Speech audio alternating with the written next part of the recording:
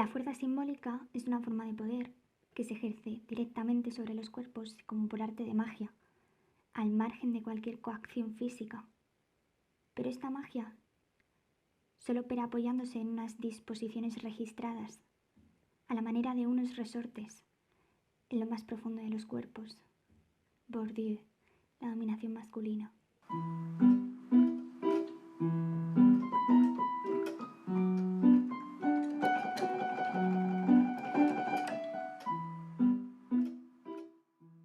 El umbral de la aceptabilidad social sobre determinados comportamientos varía en el espacio y en el tiempo.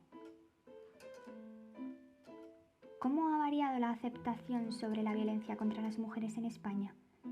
Desde los años 70, momento en el cual los movimientos feministas comienzan a visibilizar el fenómeno de la violencia contra las mujeres, hasta el año 2004, en el que se promulga la Ley Integral contra la Violencia de Género. La historia reciente de este país puede definirse como una condensación acelerada de la modernidad occidental, con sus retóricas de igualdad, progreso, democracia, y con sus ambivalentes, cuando no problemáticos, resultados, de los que el problema de la violencia de género es un claro ejemplo.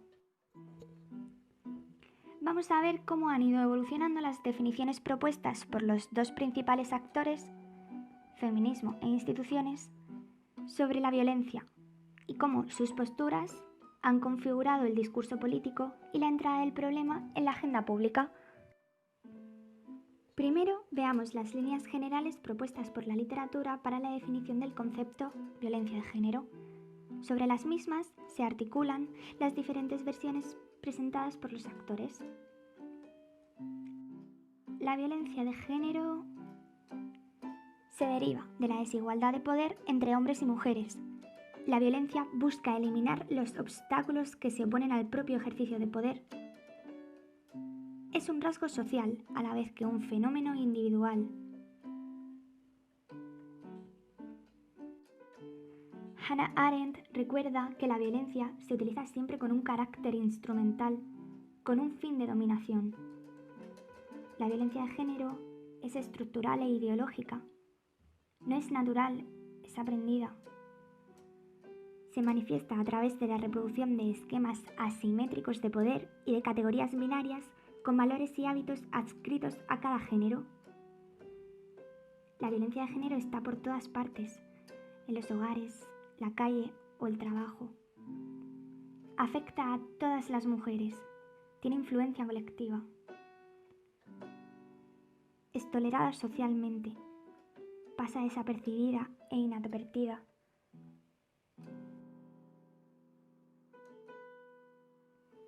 Las primeras denuncias públicas se formularon por las inglesas y americanas al demandar el derecho al propio cuerpo y hacer público su rechazo de las violaciones. Bromillier definió la violación como un crimen de poder, no de placer. El feminismo consiguió que se entendiese la violación no como un delito contra el honor de las familias, sino como un asalto violento cometido contra las mujeres, no solo por extraños, sino también, y en un gran porcentaje de casos, por los maridos y otras personas cercanas. En España, el movimiento feminista avanzaba en el camino de la reivindicación del cuerpo, con campaña por los anticonceptivos y el derecho al aborto en su batalla por hacer de lo personal algo político. Asimismo, se solicitaba la tipificación de la violencia contra las mujeres como delito dentro del Código Penal. Una década después, comienza a visibilizarse la existencia de malos tratos en los entornos familiares. Así, este tipo de conductas abusivas e intolerables que el feminismo venía denunciando empiezan a ser reconocidas institucionalmente. Una labor a la que contribuiría la creación del Instituto de la Mujer en 1983. Hacía falta el reconocimiento al más alto nivel para que los estados tomaran cartas en el asunto. Ello tuvo lugar con la Declaración de Naciones Unidas sobre la Eliminación de la Violencia contra la Mujer de 1993, cuyo artículo primero considera violencia contra las mujeres a todo acto de violencia basado en la pertenencia al sexo femenino que tenga o pueda tener como resultado un daño o sufrimiento físico, sexual o psicológico para la mujer, incluidas las amenazas de tales actos, la coerción o la privación arbitraria de la libertad, tanto si se producen en la vida pública como en la privada.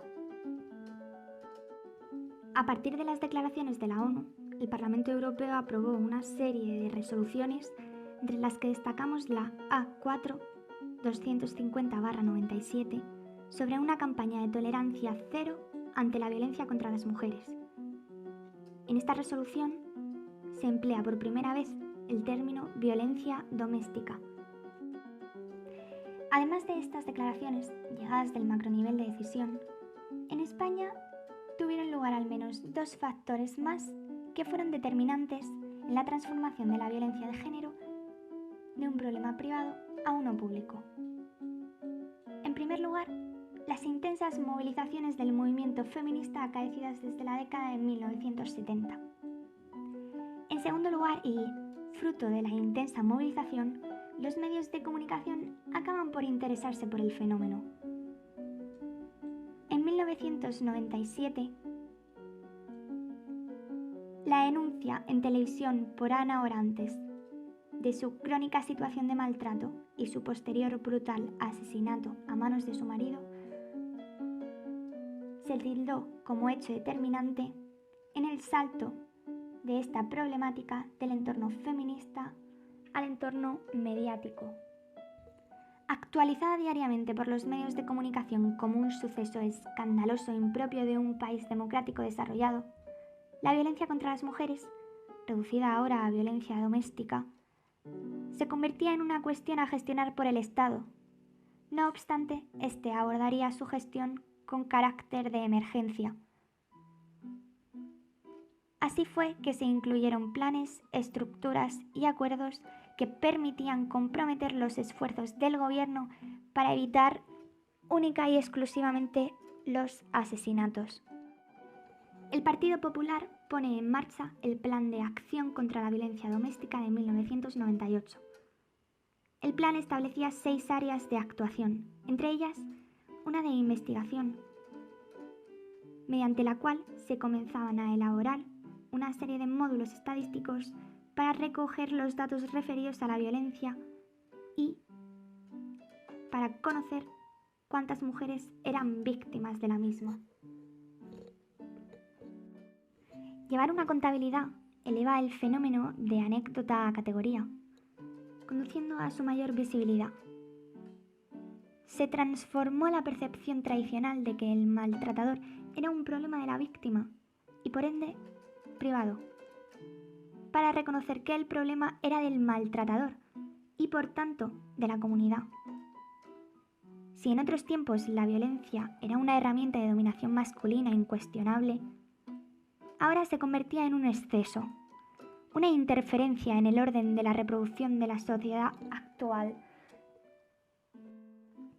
El feedback que el feminismo enviaba al gobierno reivindicaba que gestionar la violencia como emergencia no permitiría acabar con la misma, pues era fundamental atacar también la discriminación y el androcentrismo, elementos desencadenantes de la misma.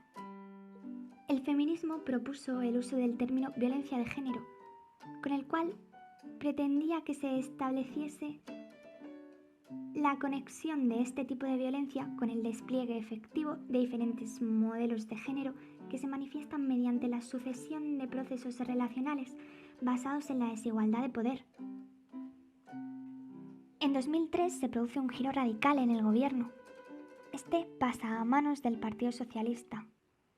La primera ley aprobada por el gobierno del PSOE, dirigido por Rodríguez Zapatero, fue la Ley Orgánica 1/2004 de 28 de diciembre, de medidas de protección integral contra la violencia de género, denominada comúnmente Ley Integral. apoyada por unanimidad en el Congreso de los Diputados. Ningún partido quiso quedarse fuera. Aunque la ley utiliza el concepto violencia de género, repolitizando esta cuestión, solo tiene como objetivo actuar contra la violencia que, como manifestación de la discriminación, la situación de desigualdad y las relaciones de poder de los hombres sobre las mujeres, se ejerce sobre éstas por parte de quienes sean o hayan sido sus cónyuges o de quienes estén o hayan estado ligados a ellas por relaciones similares de afectividad, aun sin convivencia. De este modo, la ley deja fuera del ámbito de su intervención el acoso sexual en los ámbitos laborales o la violencia sexual y no tiene en cuenta la dominación masculina que sigue imperante en todos los ámbitos de la vida pública. El cuestionamiento constante por parte de las feministas de las cifras de agresiones y muertes ha sido una forma no solo de ajustar los datos a la realidad, sino también de llevar la discusión a la palestra pública. Los indicadores utilizados por las instituciones se han orientado a expresar la disminución del maltrato a lo largo de los años y a minimizar la importancia de las violencias que no proceden de la pareja. Perduran los intereses divergentes entre feminismos e instituciones, aunque las dos partes hayan acercado posturas.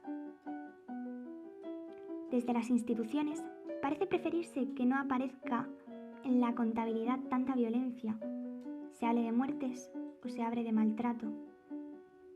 Entre los posibles motivos podemos apuntar que, puesto que con la ley integral el Estado asume públicamente su intervención como líder en el intento de contención de la violencia de género, cobra en su haber tanto los éxitos como los fracasos en la aplicación de dicha política. En un contexto de importantes críticas al funcionamiento de la ley integral, resulta lógico que se prefieran no incluir todos los supuestos, que desde criterios feministas supondría la ampliación de las cifras de muertes y de su ámbito de intervención. Cabe reiterar, por último, que si aumentan las cifras, aumentan los costes. Igualmente, destacar la rebaja del número de maltratadas apunta a subrayar el éxito de las políticas emprendidas.